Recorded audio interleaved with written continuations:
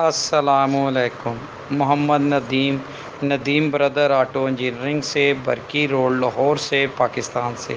آج ہمارا جو لیکچر ہے وہ اس چیز کے بارے میں ہے، کیونکہ ٹریکٹرز اور آپ کے ہارویسٹر جو ہوتے ہیں وہ فیلڈ میں چل رہے ہوتے ہیں، تو فیلڈ میں اتنا ٹائم نہیں ہوتا لوگوں کے پاس کہ وہ ورکشاپ میں ٹریکٹر لے کے جائیں اور جا کے اس کا تیل چینج کرائیں۔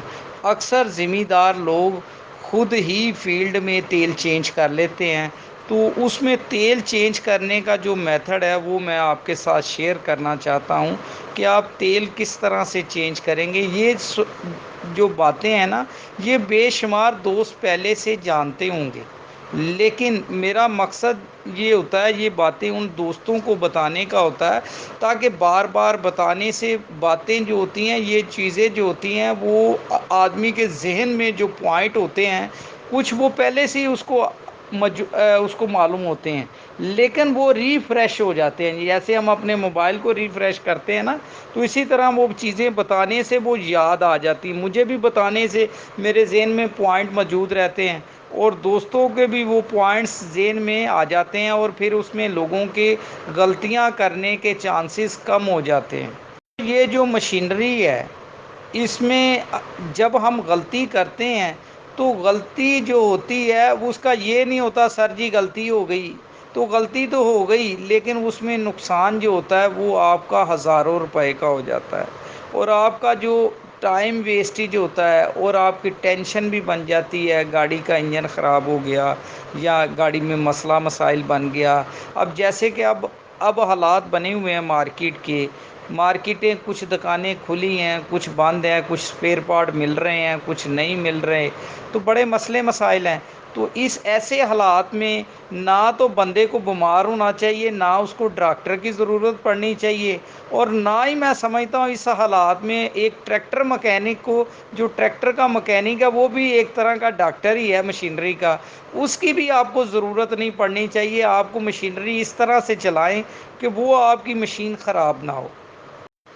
سب سے پہلے آپ نے جب اپنے ٹریکٹر کا یا گاڑی کا تیل تبدیل کرنا ہے، تو آپ کو سب سے پہلے یہ ہے کہ آپ نے 100 گھنٹے پہ اس کا تیل تبدیل کرنا ہے۔ جب آپ کا انجن جو ہے نا وہ 100 گھنٹے چل چکا ہے، تو آپ نے کوشش کرنی ہے کہ آپ کا 100 گھنٹے سے زیادہ نہ چلے، آپ 80، 90، 95 کہیں بھی تبدیل کر سکتے ہیں۔ بعض میرے پاس ایسے لوگ آئے ہیں کہ وہ 80 گھنٹے سے اوپر اپنے ٹریکٹر کا تیل جانے ہی نہیں دیتے تھے، تو یقین جانے 5 سال کے بعد جب ان کا انجن کھلا تو وہ ان کے انجن کے پارٹس اس طرح تھے، اتنے صاف ان کے پارٹس نکلے، کرینک شافٹ ایسے صاف نکلی کہ جیسے ابھی ہم نے پیٹی سے باہر نکالی ہے۔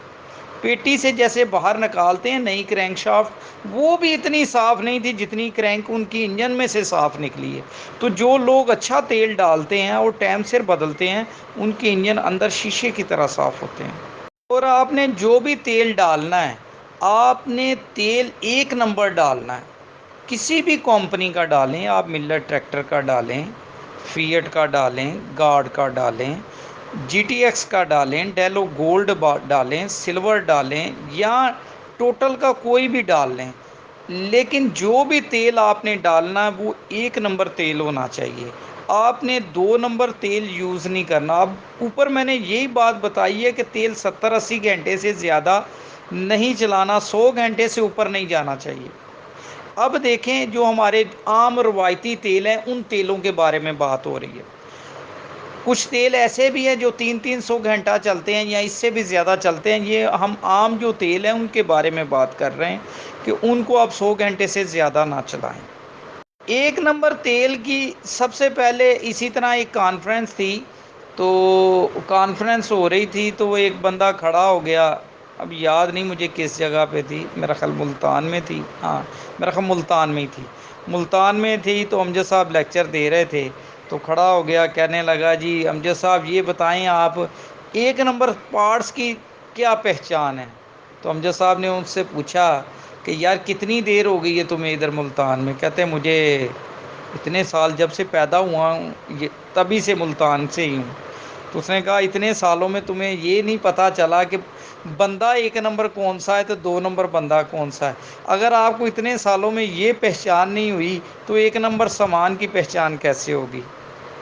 سب سے پہلے آپ جس بندے کے ساتھ جس سے تیل لیں نا، ہمارے پاس ہم خود بھی تیل رکھتے ہیں ادھر ورکشاپ میں، تو یہ ہم بڑے عرصے سے رکھ رہے ہیں۔ میرا خیال ہے ہمارے والد صاحب کوئی 80 سے بھی پہلے کے رکھ رہے ہیں تیل، انجن آئل۔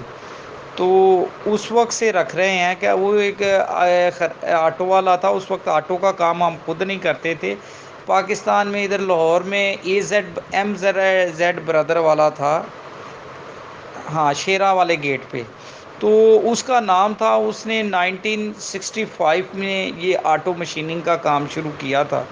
تو اس سے ہمارے والد صاحب کام کرواتے تھے، ماشاءاللہ بڑا نام تھا اس کا، اب تو ختم ہو گیا۔ وہ اس کا کام بھی ختم ہو گیا، آگے اس کی نسل نے کام ہی نہیں کیا، اس کا نام بھی ختم ہو گیا۔ جب بندہ اگلی نسل کام نہیں نہ کرتی تو پچھلی نسل کا بھی نام ختم ہو جاتا ہے، تو وہ اس کے بچوں نے آگے کام نہیں کیا تو اس کا بھی نام ختم ہو گیا اور اس کے بچوں کا بھی نام اس فیلڈ میں ختم ہو گیا۔ لیکن جو لوگ پہلے سے جانتے ہیں، ہم ایک بار اس کی ورکشاپ میں گئے تھے والد صاحب کے ساتھ، تو میں ذاتی طور پہ ان کو جانتا تھا، ماشاءاللہ بڑا نام تھا۔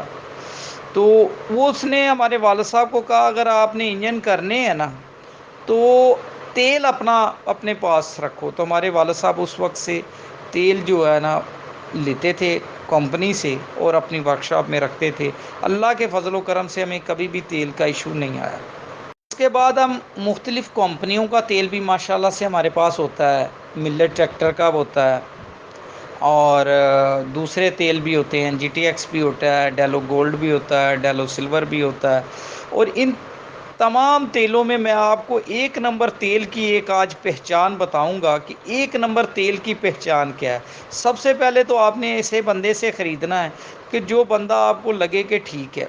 پھر اس کے بعد جب آپ اس سے خریدنے جاؤ گے تو میں آپ کو اس کی ایک پہچان بتاؤں گا۔ اس کے پاس جتنیاں پیٹیاں پڑی ہوں گی تیل کی ڈبوں کی، ان تمام پیٹیوں پہ جو ہوں گی وہ پیٹیاں ساری کی ساری نئی ہوں گی، یہ نہیں پرانی پیٹیوں میں ڈبے پڑے ہوں۔ تو وہ جو اگر اس کی پیٹیاں پیک ہیں، ان پہ ٹیپیں لگی ہوئی ہیں، اور ٹیپیں بھی وہ کمپنی کی برانڈیڈ ہیں جو اوپر سروشن ٹیپ لگی ہوئی ہے، تو پھر ایک پوائنٹ تو اس کا یہ ہو گیا۔ دوسری چیز، جب آپ نے وہ تیل ڈالنا ہے تو آپ کا یہ جو تیل ہوتے ہیں، یہ تیل جب اس میں اگر 2 نمبر تیل ہو تو 2 نمبر تیل جو ہوتا ہے نا، اس میں جو تیل یوز کیا جاتا ہے وہ پرانا تیل کو صاف کیا جاتا ہے۔ صاف تیل وہ جتنا مرضی کر لیں، اس میں جو اس کی میل ہوتی ہے نا تیل کی، وہ پوری نکل نہیں پاتی، وہ کچھ نہ کچھ تھوڑی نہ تھوڑی رہ ہی جاتی ہے۔ تو اس کی پرکھ کرنے کا طریقہ یہ ہوتا ہے کہ آپ تیل کو بڑے آرام سے انجن کے اندر ڈالیں اور تیل کے جو آخری چند قطرے ڈبے میں رہ جائیں گے، آپ ڈبے میں آنکھ کر کے، ڈبے کے ڈھکن کے اوپر آنکھ رکھ کے اور ڈبے کا منہ آپ روشنی کی طرف کر کے ڈبے کو اندر سے چیک کریں کہ ڈبہ اندر سے کتنا صاف ہے۔ یہ ڈبہ اندر سے ایسے صاف ہونا چاہیے جیسے شہد کی بوتل صاف ہوتی ہے۔ اس میں ایک کچرا، ایک مکھی کے برابر، مکھی کے ایک پاؤں کے برابر، ایک دانے کے برابر چھوٹا سا چھوٹا ذرہ بھی نہیں ہونا چاہیے۔ اگر اس ڈبے میں چھوٹا سا چھوٹا ذرہ بھی ہے، کوئی ہلکا سا، اور بعض ٹائم ایسے ہوتا ہے کہ ڈبے کو آپ ہلائیں نیچے سے، اندر سے آپ دیکھ رہے ہیں اور ڈبے کو لیفٹ رائٹ ہلائیں تو ڈبے کے اندر ایک بریک سی لیئر آپ کو میل کی چلتی ہوئی نظر آئے گی۔ اگر ڈبے میں آپ کو ہلکی سی میل اور گند کا ہلکا سا شیڈ بھی نظر آ گیا تیل میں تو سمجھ لیں وہ تیل 2 نمبر ہے۔